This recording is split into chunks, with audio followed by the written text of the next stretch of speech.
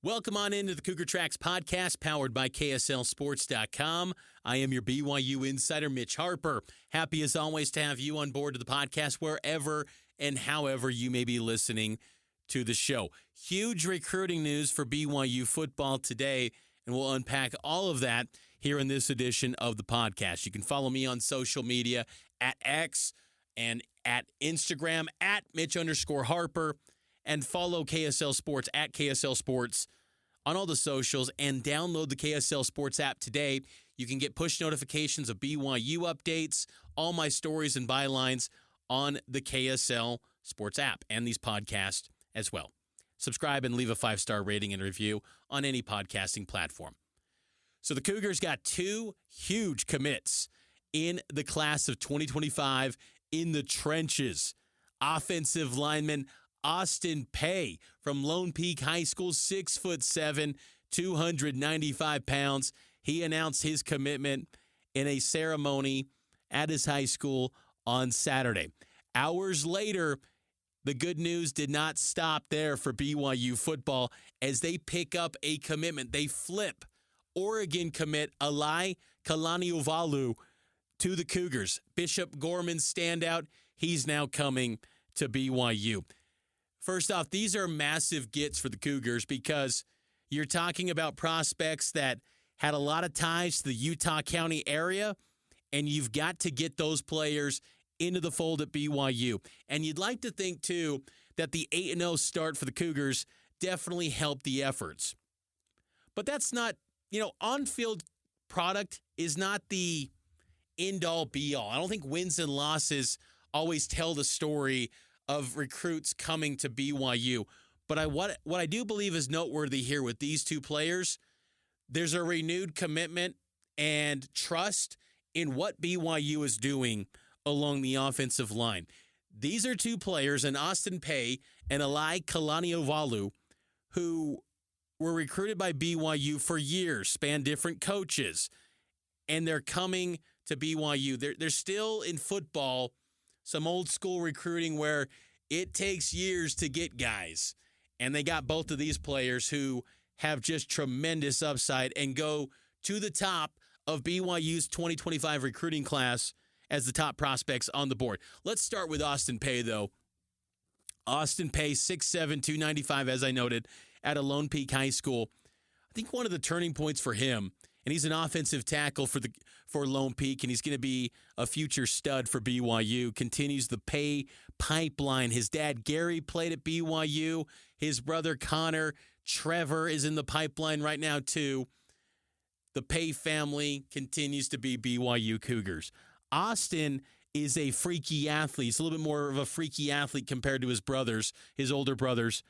And I just think that he's got a frame and a build that he can add a lot of weight, and he can become an absolute star at the offensive tackle position. But I think the turning point for Austin was in that official visit. I thought it was noteworthy when he changed the date and worked his way into an official visit at BYU at the end of June, when there were a lot of official visits taking place.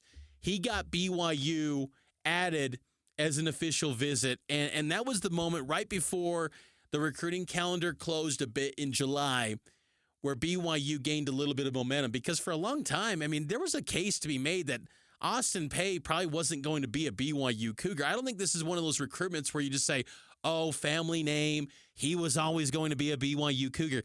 Not necessarily. I think you'd be very naive to assume that, because the list of suitors that Austin Pay had in front of him was very impressive. And he could have gone to a lot of different places around the country. Oklahoma, he had an official visit just 2 weeks ago to Norman. Oregon, NC State, Arkansas, Auburn, Baylor, Cal, Duke, Florida, Iowa State, Mizzou, Oklahoma State, Oregon State, San Diego State, Texas A&M, UCLA, Utah. Stanford as well, too.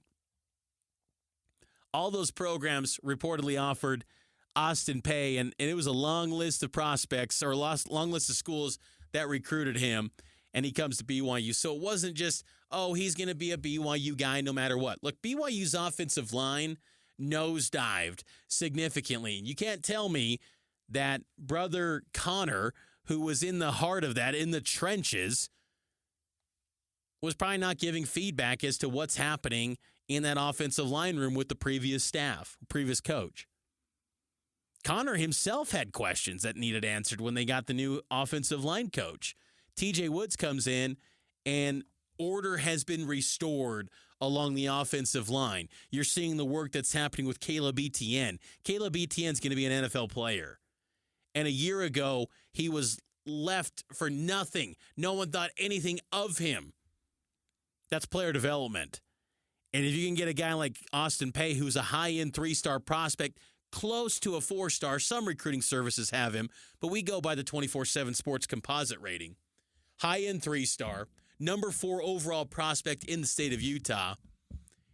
You get player development out of him, you're talking about a guy that could be an all-conference type player. Because when you get high-end 3-stars and in the Big 12, these type of players win Big 12 conference titles. If you maximize their potential. And safe to say, I think the Peay family is going to be a good bet that, they're going to be pretty dang good at BYU. So a huge get for BYU to land Austin Peay. Then a few hours later, on X, Alai Kalani Uvalu announces his flip to BYU. And, Alai originally began his high school career at Timpview High School in Provo. BYU was one of the first schools to offer him a scholarship before his sophomore year of high school. And at Timpview, he played offensive tackle. He's a versatile guy, can play nearly any position along the offensive line. 6'4", 300 pounds. He anchors the center spot at Bishop Gorman High School. He's the type of player that next year you could have him playing at center next year if you needed him to. 4-star prospect, top 247 of the 24/7 Sports rankings, number 235 nationally by 24/7 Sports, 210 in the 24/7 Sports composite rankings. He was originally committed to Oregon. He committed back in July to the Ducks, and now he flips to BYU. His offer sheet is incredible. You thought Austin Peay's sheet was impressive, and it was. Here's the sheet on Eli Kalani Uvalu: Oregon, Michigan, Utah, USC, Nebraska. That's just the schools that he took official visits to. Alabama, Arizona State, Auburn, Cal, Colorado, Florida, Georgia, Miami, Michigan State, Ohio State, Oklahoma State, Ole Miss, Oregon State, Penn State, San Diego State, Stanford, Syracuse, Tennessee, Texas A&M, UNLV, Washington, Washington State. Safe to say he could have gone anywhere he wanted. Alai Kalani Uvalu, and he's now a BYU Cougar. An impressive get. He's the number 1 recruit in BYU's 2025 class, and it puts BYU's class now in the 24/7 Sports team rankings at 52 overall. I've been a big believer that you got to be at a minimum top 50 to be a perennial Big 12 champion year after year. I always felt that BYU's recruiting was a tad bit underrated in previous years when they were an independent. I think that's bearing itself out with the way that the on-field product is looking this year in 2024, with BYU off to a 4-0 or 8-0 start, But there is a bump, and BYU's recruiting efforts have improved a lot since joining the Big 12. Jay Hill's done a brilliant job with the defensive side. I think the offense is coming around too, because they're starting to form an identity that, hey, their offense does work in the Big 12. And it all starts in the trenches. And I love what BYU's doing along the offensive line with this class. Alai Kalani Uvalu is the star, and he's an immediate impact type player. Polynesian Bowl selection. He's a big-time prospect. I think sky's the limit for that kid at BYU. But then you look at the rest of the offensive line class. Andrew Williams from Kirksville, Missouri. He'll be a good one. 6'7", 275. You think of the Blake Freeland type mold. That's kind of the comp with someone like an Andrew Williams there. BYU has also added, along the defensive line, some solid players too. Ulavai Fettuuli Kendall Wall, Kalepi Vete is another offensive lineman from Oakland. I mean, it just goes on and on. BYU has had a really nice class so far, and I don't think enough people have given it credit. I think in the summertime when, all these visits were taking place, everyone was down and out about BYU football. They didn't want to hear anything about BYU football. BYU recruiting, who cares? Kalani's on the hot seat. Kalani this, 5-7 that. Doesn't matter. Well, now that you're seeing BYU jump out to a 8-0 start and the recruiting is heating up because, don't look, but December 4th is signing day. It's coming up here in a month. You suddenly realize what BYU's assembling and putting together. It's pretty impressive. Look, there's still room to grow, and they've got, prospects that they're pursuing. BYU's got work to be done.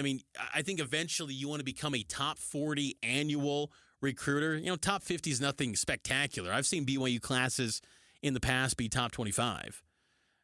But it's from where it was in the 70s and even 80s in some years. It's a nice step in the right direction, and you're looking and building more like a Power 4 program. BYU's roster is very solid this year. They're really good. They're 8-0 good. And now you're just building out more depth, and you pair that up with the culture that Kalani is building. It's exciting times for BYU football right now. It's exciting times for BYU sports in general right now. And I think this was a nice kind of jolt of energy to this recruiting class heading into the final month of the season, because I don't think many people realize, because there's so much excitement about the on-field product, the recruiting product, it's the final stretch to signing day. This is now the final month. December 4th is signing day. No longer is it letter of intent, it's signing day, and this is the era, too, of revenue sharing. These guys are going to get a cut of media rights money and ticket sales and everything that's generated from BYU. They're going to get a cut of that. And I'm curious to see how much that continues to elevate, BYU's ability to recruit. That's a dangerous recipe for BYU when you're a winner, and now you've got money as a power league to pay prospects. It shouldn't come as a complete surprise that they're pulling off a flip with Oregon, landing a guy like Alai Kalani Uvalu, because BYU's got a lot to offer, and they've got a track record in recent years of getting guys to the NFL. And I'm telling you, this offensive line, Caleb Etienne's going to be an NFL player. Connor Pay, I don't know if he's going to be an NFL draft pick. The injury this year probably was a step back, but he's going to be in the league. And I would not bet against Connor Pay not finding a way to stick on an NFL roster. I think Braden Kime's going to be an NFL guy too. He might be an undrafted free agent guy too, maybe day 3 prospect. He's a freaky athlete, so I could see him, climbing up the board. They're going to have NFL players, though. Waylon Lapuaho, too. I think Waylon's going to be a really good NFL player down the road. One day I do. I think he could be an NFL draft pick. So I see 4 guys on that offensive line that could be NFL players. And then you pair that up with Brady Christensen, Blake Freeland. There's guys in the league at the offensive line spot. This is becoming a place that's producing NFL linemen.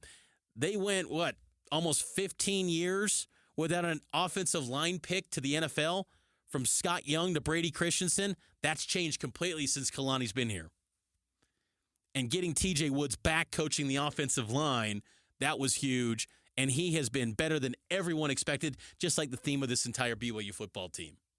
But BYU football picking up a nice boost on the recruiting trail with Alai Kalani Uvalu and Austin Pay. Here's the rest of the recruiting class as it stands on Saturday, November 2nd. LaMason Waller, a wide receiver. He's going to be a good one, man. He is dynamite. Tons of speed. And when you talk about, Chase Roberts saying he's leaning towards moving on after this year, look, we hear those sort of comments all the time. It's nothing, official. But that's kind of where his head's at. And I understand for Chase if he wants to move on. He's older. I get it. LaMason Waller could step in and compete right away for playing time. Him, Cody Hagan, Tay Nakua, some nice young prospects. Ulavai Fetuuli out of La Habra, California, edge rusher. Andrew Williams, who I noted, offensive tackle out of Kirksville, Missouri. I love this next guy, Tyler Payne, linebacker out of Weber High School. This kid's going to be a good one. He's only a 3-star, 9th prospect in the state of Utah. Tyler Payne's going to be big time, folks. Like, remember that name. He's the son of Mitch Payne, or Matt Payne, excuse me. Tyler Payne will be an excellent football player for BYU. Tani Mocassini, athlete out of Timpview High School. Love this kid. He's got so much ability. He's versatile. Can do a lot of different things with Mocassini. Jackson Doman out of Canby, Oregon, tight end. Nolan Keeney, quarterback out of Tualatin, Oregon. Very curious to see what Keeney becomes. I don't know if he's a guy that steps in right away and says, he's QB2 the moment he steps foot on campus, but good player. Blake Bryce, tight end out of Newberry Park. Cale Breslin, running back out of Las Vegas. Kendall Wall, I've been watching him out of Mountain Ridge. He's been one of the guys that I've been most impressed with. I think he's improved a lot, where I think he's one of those players that a lot of people have been sleeping on him, but his best football is still ahead of him. And I think there's a lot of potential for Kendall Wall. I've been really impressed with what I've watched this fall in the high school ranks at Mountain Ridge from Kendall Wall. Kalepi Vete from Oakland, offensive tackle, 6'5", 250. Tucker Kelleher, tight end out of Alpharetta, Georgia. Vincent Tautua out of Honolulu, Hawaii. Kingston Kayana, St. Francis High School in Mountain View, California. Salefano, Westlake, edge rusher. Will Walker, Riverton, specialist out of Riverton High School. It's good class, solid class, and I'm curious to see how it all plays out down the stretch for this BYU football program getting ready for signing day. It's an interesting juggling act because you're juggling an undefeated football team while also putting the touches on your recruiting class. And keep in mind, too, it's not just, piecing together this class, but also figuring out what your 105 is going to look like next year, too. Preferred walk-ons, because everyone basically is a scholarship player next year. If you're on the roster next season, you're a guy that's getting rev share. You're basically a scholarship guy. And, who gets cut, who moves on. There's always attrition that happens every offseason. Roster construction this offseason is going to be a fascinating storyline with building up to that 105, and that's going to be definitely something I'm monitoring heading into the offseason for BYU football. But that's going to do it for this edition of the Cougar Tracks podcast. A quick one for you as the Cougs had an eventful Saturday on the recruiting trail and boost up their 2025 recruiting class. Again, you can follow me on X and Instagram at Mitch_Harper, and I'll talk to you next time here on the Cougar Tracks podcast, and it's powered by KSLSports.com.